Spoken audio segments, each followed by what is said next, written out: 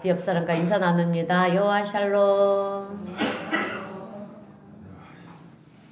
참 요즘 같이 어려울 때 참 마음의 평안이 참 중요한 것 같아요. 우리 모두 주님이 주시는 평안을 누리시는 우리 성도님들이 되시기를 바랍니다. 2000년 전에 우리 예수님께서 이 땅에 오셔서 복음을 전하시고요. 하나님 나라 천국 복음을 전하시고 또 하나님의 뜻을 전했을 때 그것을 듣던 많은 사람들의 반응은요, 세 가지로 나누어졌습니다.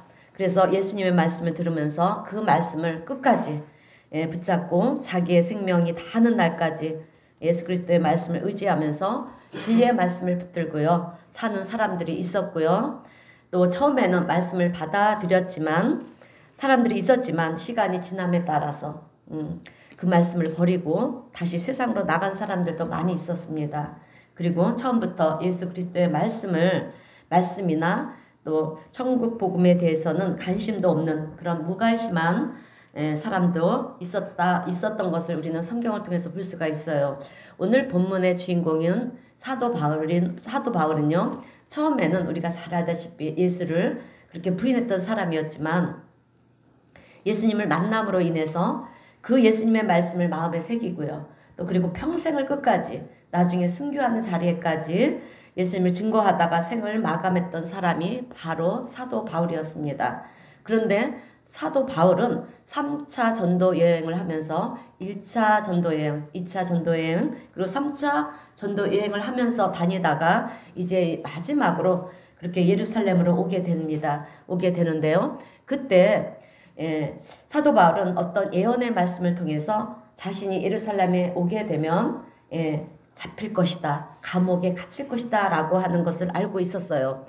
그런데 그것을 알고 있었음에도 불구하고 사도 바울은 그것이 하나님의 뜻이라는 생각을 가지고 그렇게 위험한 길, 핍박의 길을 담대하게 나아가는 것을 성경은 증명해주고 있습니다. 그렇게 바울이 예루살렘에 오게 되었을 때 이스라엘은 로마의 지배를 받고 있었어요. 제가 누누이 얘기했지만 그렇게 로마의 지배를 받았을 때 로마에서는 그 땅을 다스리는 총독을 보냈습니다. 그러면서 동시에 그 나라 민족 중에 유대인 중에 한 사람을 왕으로 세워서 통치를 하게 했어요. 그래서 왕은 왕대로 통치를 하고요. 그리고 또 로마의 총독은 총독대로 그 나라를 다스리는, 그러니까 그런 이중직을 겸하는 그런 당시의 상황이었습니다. 그래서 예수님 당시에는요, 헤롯이라는 왕이 있었고요. 그리고 동시에 본디오 빌라도, 로마의 총독으로, 그렇게 로마 사람으로서 이스라엘에 와서 총독으로 그렇게 다스렸습니다. 그런데 사도 바울이 잡힐 때는요, 벨릭스라는 총독이었어요. 벨릭스라는 이 총독이 있었고요. 또 아그리빠라는 왕이 있었습니다. 그래서 이 둘이 이스라엘을 통치를 하고 있었는데 로마의 총독 벨릭스가 사도 바울을 여러분 감옥에 가둔 거예요. 감옥에 가둬서 2년 동안 가이사라 감옥에 그렇게 구금을 시켜 놓았습니다. 그런데 2년이 되었을 때 벨릭스는 본국으로 다시 로마로 돌아갑니다. 그리고 그 후임으로 총독으로 왔던 사람이 누구냐 하면 오늘 본문에 나오는 베스도예요. 베스도라는 사람입니다. 그래서 오늘 본문에는 베스도가 등장을 하고요. 또 아그리빠 왕이 등장을 합니다. 아그리빠는 유대인으로서 그 나라를 다스리는 왕이었고요. 베스도는 로마를 대신해서 온 총독이었습니다. 그런데 사도 바울은 이 둘 앞에서 자기를 변호해야 되는 그런 상황 속에서도 나는 죄가 없습니다, 이렇게 변호를 해야 되는데요. 그러지 않고요. 예수 그리스도가 누구신가? 복음을 전하는 거예요. 베스도 총독과 아그리빠 왕에게 전도를 하고 있는 거예요. 오늘 이 본문의 말씀은. 그런데 여기에 대한 그들의 반응이 참 놀라운 것은 베스도 총독은요, 바울의 얘기를 들으면서 뭐라고 그러냐면 오늘 본문 24절을 보니까 베스도가 크게 소리내어 이르되 바울아, 내가 미쳤도다. 내 많은 학식이 너를 미치게 한다. 이렇게 말을 하는 거예요. 이게 무슨 말이냐면 도대체 말도 안 되는 얘기를 하지 마라. 어떻게 사람이, 인간 예수가 하나님이 될 수가 있느냐. 네가 공부를 많이 하다 보니까 제정신이 아니구나. 이런 반응을 하는 거예요. 그러면서 바울의 얘기를 듣지를 않는 것입니다. 그리고 같이 있던 아그리빠 왕에게 이제 27절을 보니까 아그리빠 왕이요. 여러분 아그리빠가 누굽니까? 유대인이잖아요. 예, 자기네 동족이에요. 예, 그렇게 유대인 중에 왕이 된 사람이잖아요. 그래서 아그리빠 왕이요. 선지자를 믿으시나이까? 믿으시는 줄 믿습니다. 믿나이다. 자, 당신은 예수님이 누구신가를 알지 않느냐? 이런 얘기입니다. 여러분. 그랬을 때 아그리빠 왕의 반응이 28절에서 나오는데요. 아그리빠가 바울에게 이르되 내가 적은 말로 나를 권하여 그리스도인이 되게 하려 하는도다. 여러분 이 말은 지금 네가 나를 전도하는구나. 예, 예. 나를 그리스도인이 되게 만들고 있구나. 이런 얘기를 하는 것입니다. 그런데 이에 대한 이 사도 바울의 반응이 무엇이냐면 29절에서 결론적으로 여러분 이렇게 얘기를 하는 거예요. 우리 다 함께 29절 말씀을 다시 한번 읽겠습니다. 시작. 바울이 이르되 말이 적으나 많으나 오늘 내 말을 듣는 모든 사람도 다 이렇게 결박된 것 외에는 나와 같이 하는 원하이다. 아멘. 네, 내가 지금 이렇게 결박되어 있는 모습이 불쌍해 보이는데 결박되어 있어요. 얼마나 불쌍해요. 그죠? 그런데 이것 외에는 나처럼 되기를 원한다. 나처럼 그리스도인이 되기를 원한다. 이 얘기를 지금 하고 있는 거예요. 여러분 나와 같이 되기를 원한다. 이 말의 의미는 나와 같은 그리스도인, 예수를 믿는 사람이 되기를 원한다. 이런 의미도 있겠지만 여러분 그러나 사도 바울의 이 말씀 속에 우리가 깨달아야 되는 것이 하나 있습니다. 그것이 무엇이냐면 그냥 단순히 그리스도인이 되라는 것이 아니에요. 예, 나처럼 사도 바울처럼 열심을 가지고 열정을 가지고 성숙한 그리스도인의 자리에까지 그렇게 나아가야 된다라고 하는 말씀입니다. 여러분 우리가요 신앙생활을 하다 보면 어떤 분들은 나는 하나님이 살아계심을 알고 있습니다. 영적인 부분을 나는 체험을 했어요. 놀라운 은혜가 내게 임했습니다. 기도 응답을 받았습니다. 그런데 어떤 사람은 나는 평생을 교회를 다녔어도 그런 것을 체험해 본 적이 없습니다. 이렇게 얘기하는 두 부류가 있어요. 교회 안에는. 그런데 분명한 것은 여러분 우리가 분명히 알아야 되는 것은요. 하나님의 은혜는 누구에게 임하느냐?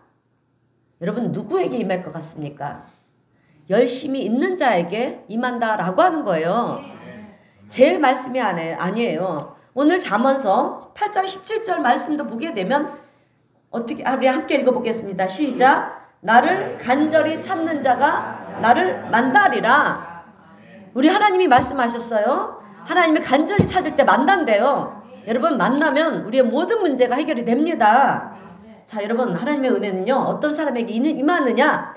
하나님은 살아계신 하나님이시고 예수 그리스도가 나의 구주가 되신다. 나를 위해서 죽으신 그 주님은 나는 분명히 믿습니다.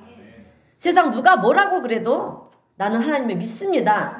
여러분 이렇게 고백을 하면서요 하나님의 은혜를 구하고요. 또 성경 말씀이 오늘 내 삶에 여러분 적용을 하는 거예요. 이루어 주실 줄 믿습니다. 그렇게 신뢰하면서 믿으면서 사는 사람에게 여러분 하나님의 은혜가 임하는 줄로 믿습니다. 자, 왜? 하나님의 은혜는요 값싼 은혜가 아니기 때문에 그래요. 그렇기 때문에 은혜를 사모하는 자에게는 열심히 있는 자에게는요 하나님께서 놀라운 은혜를 부어주실 줄로 믿습니다. 그래서 우리가 신앙생활을 할 때 그냥 대충 여러분 교회 왔다 갔다 하는 거가 아니에요. 그런 수준에 머물면 안 되는 거예요. 예, 정말 하나님 앞에 간절한 마음을 가지고 나와야 돼요. 예, 그리고 주님의 얼굴을 구하고 기도할 때 하나님께서 도우시는 그 손길을 단 한 사람도 여러분 체험하지 못하는 사람은 없다라고 하는 거예요. 그런 마음이 없으니까 우리가 체험을 못하는 거예요. 여러분 주일날 교회 올 때는요 사모하세요. 말씀의 은혜도 사모하시고 복받을 은혜도 사모하시기를 바랍니다. 반드시 그런 자에게 하나님 축복하세요. 그냥 마음의 양심이 꺼리니까 와서 대충 와서 예배 드리면 안 돼요. 그리고 예배 드릴 때는 바른 자세로 드려야 되고요. 아멘. 그런 분들은 반드시 축복하세요. 그래요. 오늘 우리 성도님들은 신앙생활을 하면서 어린아이 같은 그런 단계에 머물러 있으면 안 됩니다. 자, 여러분 어린아이는 어때요? 철이 없잖아요. 그래서 어떻게 합니까? 자기가 갖고 싶은 것을 달라고 때를 써요. 그죠? 그러나 성장하면서 어떻게 됩니까? 철이 들고요. 또 남을 배려할 줄도 알고요. 또 부모의 마음을 헤아려 줄 줄도 알고. 예, 그래서 부모의 마음에 합당하게 그렇게 살아가지 않습니까? 예, 오늘 우리도 그런 삶을 살아야 된다라고 하는 거예요. 그냥 달라고만 하나님께 때를 쓰는 것이 아니라 우리가 먼저 하나님께 드려야 되는 거예요. 여러분, 구원은 믿음으로 받지만 축복은 우리가 행함으로 받는 거예요. 아시겠습니까? 내가 어떻게 하냐에 따라서 그거에 따라서 하나님이 축복을 하신다라고 하는 것을 여러분 기억하시기를 바랍니다. 자, 그래서 우리가요, 예, 우리가 또 그래서 하나님의 마음을 헤아릴 줄 아는 그런 성도가 돼야 돼요. 예, 그래서 우리가 그리스도 예수 안에서 믿음이 성숙해지고 성장해 나가면서 오늘 사도 바울과 같이 여러분 사도 바울이 오늘 고백한 것처럼 나와 같은 그리스도인이 되기를 원한다. 이 말씀과 같이 오늘 우리의 믿음이 성장하는 자리에까지 나가시는 우리 성도님들이 되시길 주님의 이름으로 축원드립니다. 자, 그래서 저는 오늘 이 사도 바울과 같이 성숙한 그리스도인이 된다라고 하는 것은 어떤 것인가 두 가지 말씀을 전하면서 함께 은혜를 나누겠습니다. 자, 첫 번째로 성숙한 그리스도인은 어떤 사람인가? 나는 죽고요. 내 안에 그리스도가 사는 사람입니다. 자, 여러분, 나는 죽고요. 내 안에 그리스도가 사는 사람이 성숙한 그리스도인의 모습이라고 하는 것입니다. 우리는 때로 오해할 때가 있어요. 어떤 사람이 막 귀신을 내쫓고요. 예, 또 능력을 행하고 병든 자를 고치고요. 또 우리는 놀라운 능력을 행하고 그러면 우리는 무슨 생각을 하는지 아십니까? 그런 사람을 보면서 어떤 생각을 하겠습니까? 저 사람은 저분은 참 대단한 성숙한 신앙인인가 보다. 참 능력을 가지신 분이구나. 이런 생각들을 해요. 그죠? 예, 틀린 얘기는 아니에요. 그런 능력은 아무에게나 나타나는 것이 아니기 때문에 틀린 생각은 아니고요. 참 대단한 존재임에는 틀림이 없습니다. 그러나 그것이 전부가 아니라는 것입니다. 왜냐하면 그렇게 능력을 행했는데요. 능력을 행했는데 마태복음 7장을 보면 우리 마태복음 7장 22절 말씀 우리 다 함께 한번 읽어보겠습니다. 마태복음 7장 22절입니다. 시작. 그 날에 많은 사람이 나더러 주여 주여 우리는 주의 이름으로 선지자 노릇하며 주의 이름으로 귀신을 쫓아내며 주의 이름으로 많은 권능을 행하지 아니하였나이까. 아멘. 자, 예수님, 주님, 우리가 주의 이름으로 귀신을 쫓아내고 주의 이름으로 능력을 행하고 놀라운 일을 행하면서 주의 이름으로 선지자 노릇도 했습니다. 자, 그랬을 때 예수님께서 그래 잘했다 그렇게 칭찬하지 않으셨어요. 오히려 불법을 행하는 자들아 내가 너희를 도무지 알지 못하니까 나에게서 떠나가라. 여러분 그때 예수님께서 왜 도대체 도무지 그때는 내가 그들에게 밝히 말하되 내가 너희는 도무지 알지 못하니 불법을 행하는 자들아 떠나가라 이렇게 말씀을 하셨는데 여러분 예수님께서 도대체 왜 그러셨냐라고 하는 거예요. 그것은 반쪽짜리 믿음이었다라고 하는 거예요. 반쪽짜리 믿음이 무엇이겠습니까? 양다리를 걸치는 거예요. 한쪽 다리는 교회, 한쪽 다리는 세상. 여러분 우리가 그리스도인이라고 하면 그러면 안 돼요. 그죠? 예, 그래서 예수님이 왜 그러셨느냐? 반쪽짜리 믿음이었기 때문에 그렇다라고 하는 거예요. 여러분 세상에서 돌을 닦는 사람들은요. 영적인 세계와 연결이 되어 있어요. 그래서 보면 용한 무당들도 여러분 귀신을 쫓아냅니다. 능력을 행해요. 주의 종들만 능력을 행하는 게 아니고 우리 성도님들만 행하는 게 아니에요. 성도님들도 믿음이 있으면 손을 얹고 기도를 하면 귀신을 쫓아낼 수 있고요. 예, 축복 기도를 하면 그 사람에게 축복이 임하여요. 주의 종들만 하는 게 아니라 성도님들도 다 그렇게 할 수가 있는 거예요. 그래서 영적인 세계와 연결된 사람들은 그런 일을 다 할 수가 있습니다. 우리도 영에 속한 자들이잖아요. 그래서 우리 성도님들 다 할 수 있는 거예요, 여러분. 그런데 그들이 그 영적인 이 무당들이요, 이 무속인들이, 그죠? 타 종교인들이 그런 일을 한다고 해서 그들이 그리스도인이냐 하는 거예요. 아니잖아요. 네. 여러분 우리 그리스도인들에게는 신앙의 정체성이 있어야 돼요. 네. 그것이 무엇이냐? 나의 죄성을 십자가에 못 박혀 죽고 나의 죄성은 그리고 나는 부활하신 예수님과 함께 새로운 피조물로 여러분 부활한 존재다 라고 하는 이 신앙의 고백이 있어야 된다라고 하는 거예요. 이것이 없으면 우리가 아무리 놀라운 능력을 행한다 할지라도 그 사람은 그리스도인으로 볼 수가 없다라고 하는 거예요. 그래서 사도 바울은 회심을 한 다음에 예수님을 만나고 난 다음에 놀라운 고백을 하는데요. 그 말씀이 갈라디아서 2장 20절의 말씀이에요. 우리가 잘 아는 암송 구절입니다. 되도록이면 외우세요. 자, 갈라디아서 2장 20절 말씀을 우리 다 함께 읽어보겠습니다. 시작. 내가 그리스도와 함께 십자가에 못 박혔나니 그런즉 이제는 내가 사는 것이 아니요 오직 내 안에 그리스도께서 사시는 것이라. 이제 내가 육체 가운데 사는 것은 나를 사랑하사 나를 위하여 자기 자신을 버리신 하나님 아들을 믿는 믿음 안에 사는 것이라. 아멘. 자, 사도 바울은요, 이제 내가 사는 것은 내가 이렇게 육체를 입고 살지만 이제는 더 이상 예수를 믿기 전에 내가 아니라는 거예요. 예, 나는 이미 죽었다는 것입니다. 나는 나의 자아가 죽었다. 나의 죄성은 예수님이 십자가에 달려 죽으실 때 같이 죽은 존재라고 하는 것입니다. 이 고백이 있을 때 우리는 비로소 그리스도인이 된다라고 하는 거예요. 여러분, 그리스도인은 부활의 영광을 체험한 사람입니다. 이것을 믿음으로 받아들이는 사람이 그리스도인이라는 것입니다. 이것이 우리가 신앙생활을 하는 데 있어서 기초가 되는 가장 중요한 메시지입니다. 그래서 우리가요, 진정으로 회심한 사람을 뭐라고 부릅니까? 거듭난 사람이다 라고 그렇게 얘기를 하는 거예요. 자, 그러면 거듭난 사람은 어떤 사람이냐라고 하는 것입니다. 거듭난 사람은요, 예수님과 함께 죽는 사람이에요. 죽고 예수님과 함께 다시 부활한 존재, 이런 사람을 진정한 그리스도인이라고 하는 것입니다. 그래서 우리가 살면서 나의 옛자와 나의 생각, 나의 지식, 내가 의지했던 것, 여러분 이런 것들을 다 십자가에 못 박아 버려야 되는 거예요. 못 박아 버려야 되는 줄로 믿습니다. 나는 나의 정욕과 욕심을 십자가에 못 박아 버렸다. 이렇게 우리는 십자가에 여러분 못 박혀 죽은 자로 그렇게 살아야 된다라고 하는 것입니다. 근데 오늘 우리들이 살아가는 모습들을 보면 여러분 죽은 사람처럼 살지가 않는다는 거예요. 예, 우리는 아직도 내 자아가 살아있다라고 하는 것입니다. 그래서 말씀을 듣다가 은혜를 받으면 그래, 이제는 다 용서하고 살아야지. 그렇게 여러분 우리가 생각을 하지만, 그런데 우리는 교회 문 밖을 나가는 동시에 용서가 안 되는 거예요. 교회 안에서는 용서가 되는데 문 밖에 나가면 용서가 안 되는 거예요, 여러분. 예, 하가 막 물밀듯이 일어나서 내 자아가 다시 살아난다라고 하는 것입니다. 나를 뭘로 보고 그러느냐, 나 용서 못해, 이런 것들이 막 올라오지 않습니까? 예, 그게 우리의 자아예요. 그게 깨져야 돼요.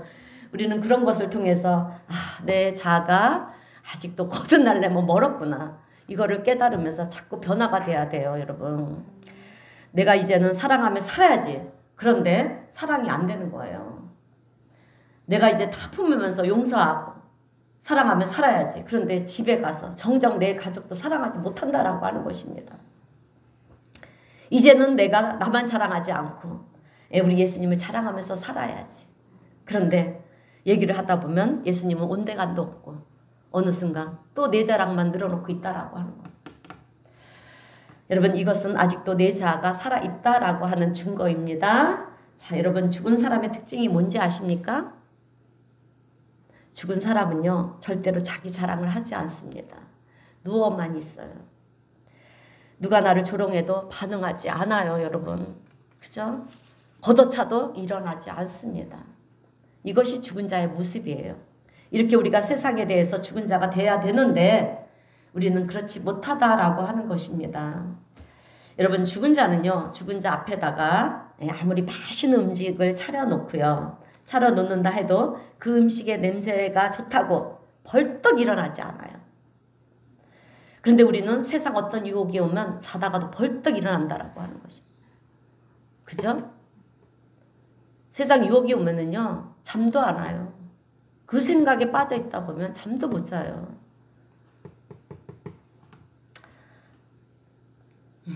그래서 우리는 세상의 제약, 세상에서 원하는 것을 내가 붙들려고 한다라고 하는 것입니다.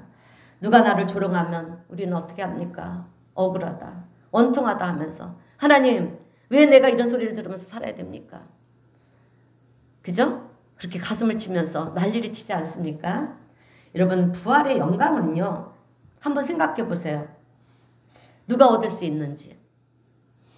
부활의 영광은 진짜 죽은 사람만이 얻을 수 있다라고 하는 거예요. 그래서 죽은 척하는 사람은요, 절대로 여러분 부활의 영광의 기쁨을, 그 깊이를 체험할 수가 없어요, 여러분. 그래서 사도 바울의 모습을 보니까 정말 죽은 자의 모습인 거예요. 부활의 영광을 체험한 사람이라는 것을 우리는 바울의 모습을 통해서 보게 된다라고 하는 것입니다.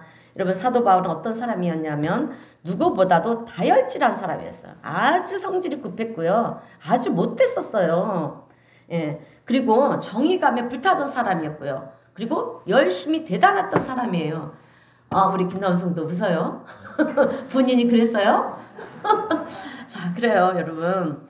그래서 나를 따르라! 그러면서 예수를 믿는 사람들을 어떻게 했습니까? 핍박하고 잡아다가 감옥에 가두고 죽이기까지 했던 사람이었어요. 그랬던 사람이었습니다.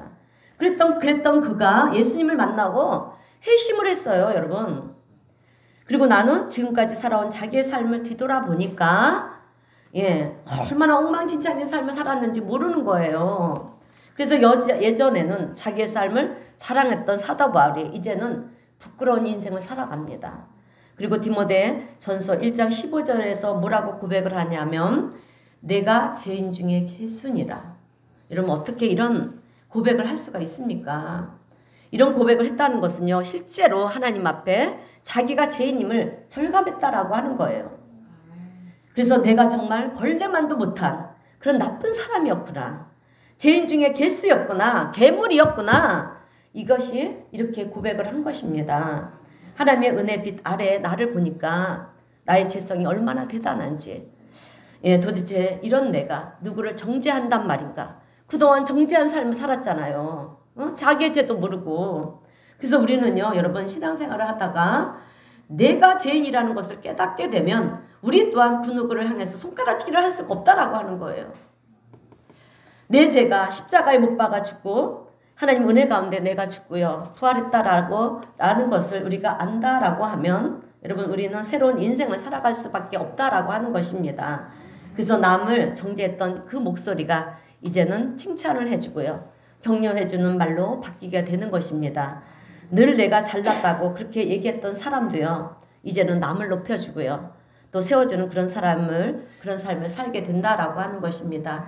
이것이 우리 그리스도인들의 삶의 성숙한 모습이라고 하는 거예요. 여러분, 오늘 본문에서 사도 바울은 로마의 시민권을 가지고 있던 사람이었습니다. 당시 로마의 시민권을 가진 사람은요, 속국인 나라, 그러니까 로마의 지배를 받았던 나라에서는 절대로 함부로 대할 수가 없는 사람이었고요, 또 죽일 수도 없는 사람이었어요. 그래서 당시 유대인들이 가장 가지고 싶어하는 것이 무엇이었냐면 로마의 시민권이었습니다. 그런데 사도 바울은요, 유대인인데도 로마 시민권을 가지고 있었어요. 그러니 얼마나, 그죠? 그 능력이 대단했겠습니까?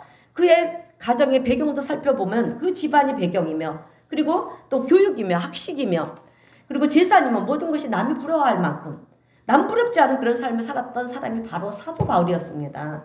그래서 누구에게도 조롱받을 만한 그런 사람이 아니었어요. 그런데 유대인들이 찾아와서 어떻게 합니까? 사도 바울을 죽이려고 하는 거예요. 복음을 전했다고. 세상적으로 볼 때 모든 것에 있어서 그들이 얼마나, 여러분, 격차가 납니까? 그죠? 그래서 사도 바울은요, 어디 감히 너희들이 나를 죽이려고 하느냐. 이렇게 호통을 칠 수도 있었어요. 그런데 사도 바울은 그럼에도 불구하고 자신을 죽이려고 하는 유대인들이나 또 지금 자신을 감옥에 넣은 누굽니까? 펠릭스, 베스도 총독이나 아그리빠 왕이나 어떻게 보면 다 원수 같은 사람들이잖아요. 그런데 어떻게 나에게 이럴 수가 있느냐, 이렇게 얘기를 할 수 있는 사람들인데, 여러분, 그러나 그들을 향해서 사도 바울은요, 그렇게 하지 않고 축복을 하는 거예요. 너희들도 나와 같이 그리스도인이 되기를 원한다. 복음을 전하는 거예요, 여러분. 우리 같으면 어떻게 할까요? 우리 같으면 어떻게 하겠습니까? 아니, 이렇게 얘기를 해도 못 알아듣는데 이제는 더 이상 나도 어쩔 수가 없어. 그죠? 당신들은 죽으면 지옥에 갈 텐데, 지옥에 가서 고통을 받을 텐데, 당신들이 결정한 것에 대해서 당신들이 책임져. 여러분, 전도 안 한 것도 하나님은 죄라고 했어요. 예. 하나님 앞에 우리가 나중에 서게 됐을 때 책망하신다고 했어요. 여러분. 지금 나를 이렇게 괴롭히는 일이 나중에 얼마나 후회하게 될 일인지 당신들은 경험하게 될 거야. 이렇게 우리는 저주가 아닌 저주를 퍼부을지도 모르겠습니다. 그런데 사도 바울은요, 그러지 않았다라고 하는 거예요. 오히려 그들의 영혼을 불쌍히 여기고 여러분 긍휼히 여기는 마음이 그에게는 있었다라고 하는 것입니다. 그래서 제발 나와 같이 이렇게 결박당하고 핍박받는 이런 것 말고는 나와 같이 하나님을 향한 열심을 가진 그리스도인이 되었으면 좋겠다. 예, 이렇게 축복하는 사도 바울의 모습을 오늘 우리는 본문 말씀에서 보게 됩니다. 그런데 도대체 사도 바울의 마음이 어떤 마음이었기에 여러분 그렇게 얘기를 할 수 있었을까라고 하는 거예요. 여러분 그것은 예수 그리스도의 마음이 사도 바울의 심령 가운데 담겨져 있었기 때문에 그런 얘기를 할 수 있었다라고 하는 것입니다. 여러분 우리도 예수 그리스도의 마음이 우리의 심령 가운데 있어야 돼요. 우리는 예수님의 제자들이잖아요. 예수님의 마음은 어떤 마음이었습니까? 가부와 고아와 그저 가난한들을 섬기고 베풀고 품은 그 마음이 우리 안에도 있어야 된다라고 하는 것입니다. 이것이 여러분 가장 축복의 마음이라는 거예요. 오늘 우리 성도님들도 신앙생활을 하는 데 있어서 예수 그리스도의 마음이 있게 되시길 주님의 이름으로 축원드립니다. 그래서 예수의 마음으로 이제 내 마음으로 사람을 보는 게 아니에요. 예수 그리스도의 마음으로 사람을 바라보고요. 또 예수 그리스도의 마음으로 세상을 바라보고 예수 그리스도의 마음으로 교회를 바라보는 이 마음이 예수의 마음이 우리에게도 있어야 될 줄로 믿습니다. 그런데 이런 마음이 누구에게 부어지느냐 하면 나의 죄성이 어떻게 했다? 십자가에 못 박혀 죽은 사람들에게 임한다라고 하는 사실이에요. 내 자아가 십자가에 못 박혀 죽은 사람 그리고 예수 그리스도로 말미암아 부활의 영광을 체험한 자 이들에게 부어지는 은혜가 바로 예수 그리스도의 마음이라고 하는 것입니다. 그래서 오늘 우리가 예수 그리스도의 마음을 가지고 살아갈 때 그 마음이 얼마나 복된 마음인지 모른다라고 하는 거예요. 왜? 세상이 더 이상 부러워 보이지 않기 때문에. 그래서 우리는 세상에서 잘 되는 사람을 보면 부러워하고 시기하고 질투를 했지만 이제는 더 이상 예수님의 마음이 내 안에 들어오면 이제는 더 이상 여러분 그런 마음을 갖지 않아요. 아멘. 근데 여러분 오늘 우리가 분명히 알아야 될 것이 하나가 있다라고 하는 것입니다. 그것은 예수님의 그 십자가의 죽으심과 부활이라고 하는 것은 내가 죄에 대해서 죽고요. 내 영이 다시 살아났다라고 하는 것을 경험하지 못한 사람에게는 아무런 의미가 없는 사건이라는 거예요. 무슨 얘기인지 아시겠습니까? 이해가 되십니까? 그래서 우리는 내가 예수님과 함께 십자가에 내 자아가 죽어야 되는 거예요. 그리고 다시 부활. 예수님이 부활할 때 우리도 같이 부활한 거예요. 아까 갈라디아서 2장 20절에서 말씀하잖아요. 내가 지금 사는 것은 나를 사랑하사 독생자 그 예수님을 위해서 사는 거라고 얘기했어요. 근데 우리가 육체 가운데 지금 살고 있지만 나는 주님을 위해서 살아야 되는 우리는 존재들이라는 것입니다. 아멘. 그래서 내 자신이 죄에 대해서 죽고요. 영이 다시 살아난 자 그에게는 하나님 예수님의 십자가의 죽으심과 부활의 영광의 사건은요. 이제는 이 세상 그 무엇과도 비교할 수 없는 은혜고요. 능력이 되는 줄로 믿습니다. 그러므로 오늘 우리 성도님들은 나 자신을 돌아볼 때 나 자신은 과연 죄에 대해서 죽은 자인가 그리고 의에 대해서 산 자인가 여러분 그것을 돌려볼 수 있는 우리 성도님 되시길 축원드립니다. 사도 바울의 고백처럼 나는 죽고 그리스도로 사는 그런 복된 그리스도인으로 살아가는 우리 성도님 모두가 되시길 주님의 이름으로 축복합니다. 자, 두 번째로 성숙한 그리스도인은 어떤 사람인가? 매일의 삶 속에서 그리스도의 향기를 바라는 사람이 여러분 성숙한 그리스도인이에요. 자, 성숙한 그리스도인은요. 매일의 삶 속에서 그리스도 향기가 내 삶을 통해서 증거가 되어야 되는 거예요. 그런 분들이 되시길 축원드립니다. 자, 우리 사람들은 향기로 냄새를 좋아해요. 그죠? 그래서 우리가 자연 속으로 나가는 이유가 뭡니까? 향기로운 냄새를 맡기 위해서 나가는 것이 아니겠습니까? 그리고 꽃에서 향기가 나면 우리는 그 꽃 앞으로 가서 어떻게 합니까? 코를 대고 향기를 맡아요. 그죠? 예.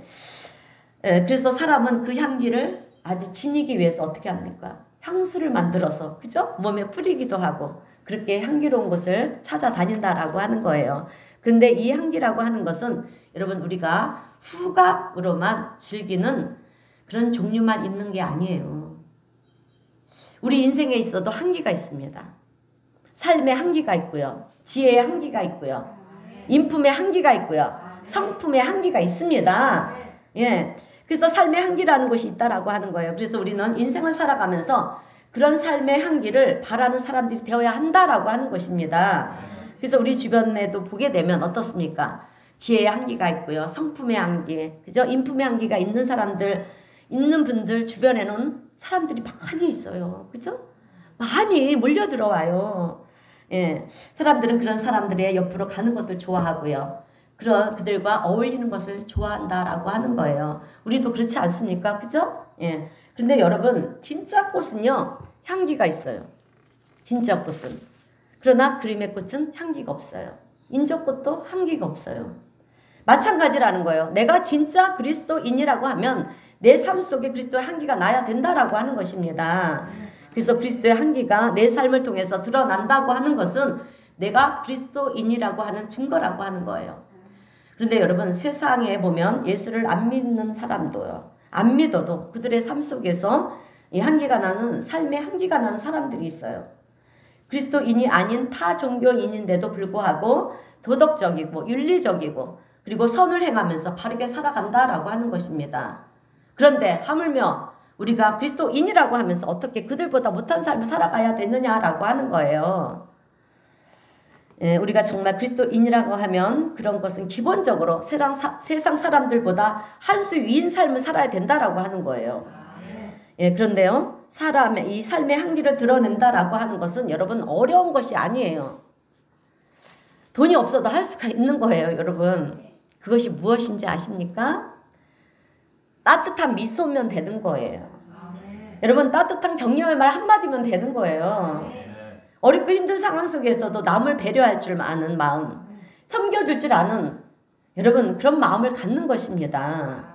이런 마음이 있는 분들 안에는요 이미 하나님의 은혜의 마음이 주어져 있다라고 하는 것입니다. 그래서 우리는 세상 사람들이 손가락질하는 사람에게 똑같이 가서 손가락질하는 것이 아니라 우리는 그 사람 옆에 가서 친구가 돼줘야 돼요. 그리고 괜찮습니다. 앞으로 잘 할 수 있습니다. 힘내세요. 이렇게 격려를 하면서요. 따뜻한 말 한마디를 해주는 것입니다. 또 나에게 어려움을 주고요. 욕하는 사람들을 향해서도 눈에는 눈, 이에는 이 아니에요. 그죠? 성경은 그렇게 얘기하지 않았어요. 원망하고 저주하는 것이 아니라 그들을 위해 좀 힘들어요. 힘들겠지만 여러분 긍휼의 마음을 가지시고요.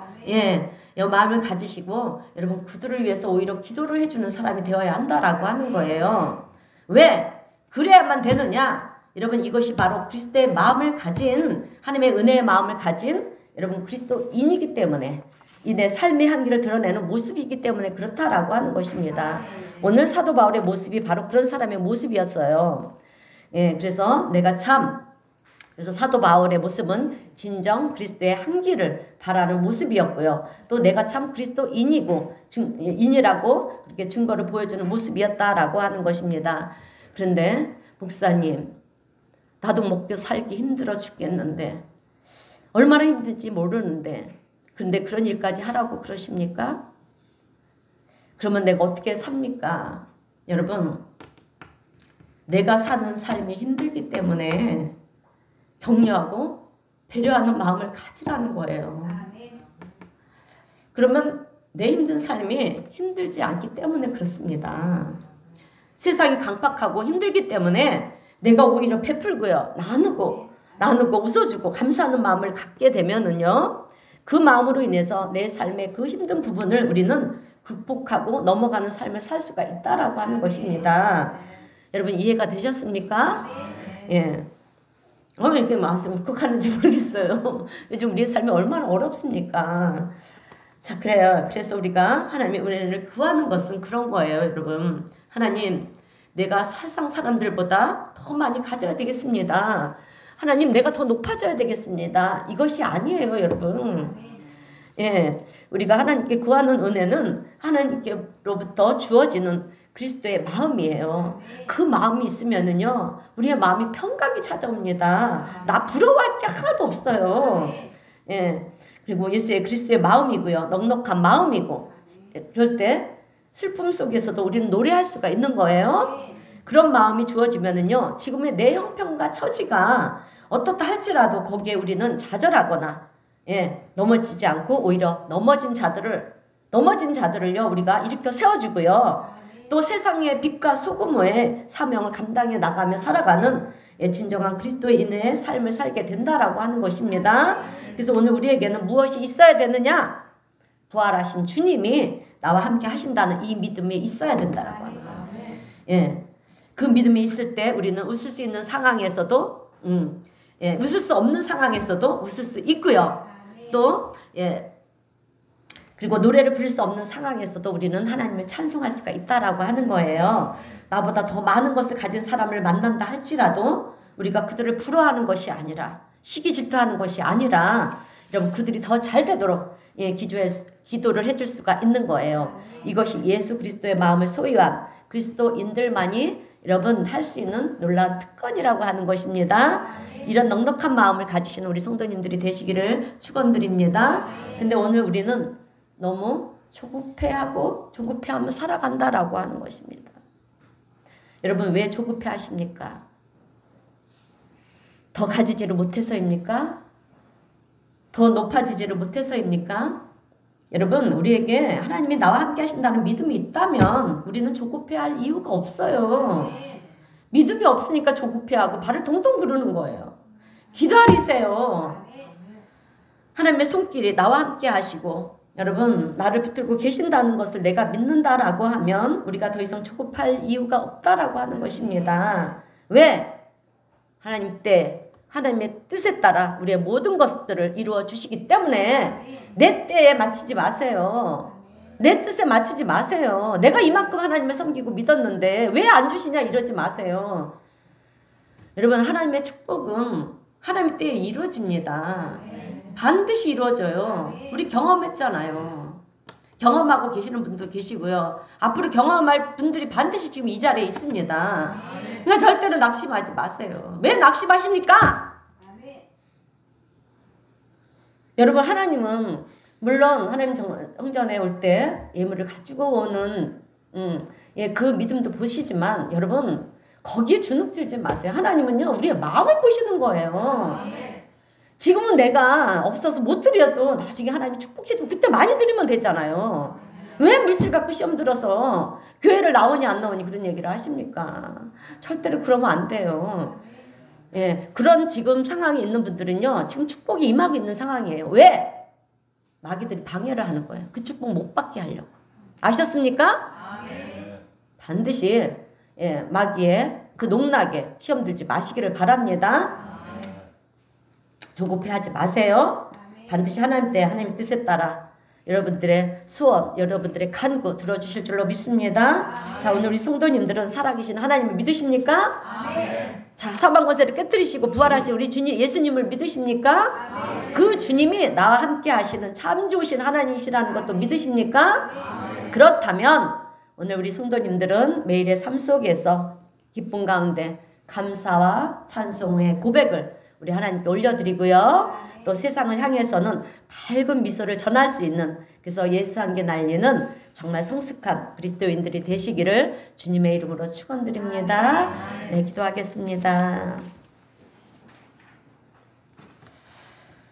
사랑의 하나님 아버지, 오늘도 베풀어 주신 은혜에 감사드립니다. 주님이 우리와 함께 하심으로 인해서 우리가 웃을 수 있고 노래할 수 있고 감사할 수 있고 또 넘어진 자를 낙심과 절망 가운데 있는 자들에게 격려와 따뜻한 말 한마디를 건넬 수 있는 줄로 믿습니다. 이것이 우리에게 주어진 놀라운 은혜의 축복인데 하나님 아버지, 우리는 이것들을 뒤로 한 채 세상을 바라보면서 조급해하고 또 불평하고 원망하면서 살아갈 때가 얼마나 많았는지 모릅니다. 오늘 우리에게 주님 믿음의 눈을 열어주셔서 살아계신 하나님이 함께 하신다는 것을 보게 하시고, 그래서 조급해하는 마음이 아니라, 원망하는 그런 마음이 아니라 이제는 주님께 감사하며 찬양하는 귀한 인생을 살아가는 복된 우리 모든 성도님들이 되게 하여 주시옵소서. 더욱 신앙의 열정을 가지고 주님 전에 달려나오는 우리 성도님들이 되게 하여 주옵시고, 또 주님을 알고 주님과 함께 동행하는 삶이 얼마나 놀라운 은혜고 축복이고 또 귀한 것인지 깨달아하는 성도님들이 되게 하여 주셔서 주님, 이 땅에서 우리 성도님들의 삶이 우리 하나님께 기쁨이 되고 영광이 되며 그리스도인의 삶을 살아가는 예수의 함께 날리는 복된 인생들이 다 될 수 있도록 오늘 우리 주님 축복하시고 은혜를 베풀어 주시옵소서. 우리 주님 함께 하심을 믿고 감사드리오며 예수님의 이름으로 기도하옵나이다. 아멘. 우리 찬송가 449장 다 함께 찬송하겠습니다.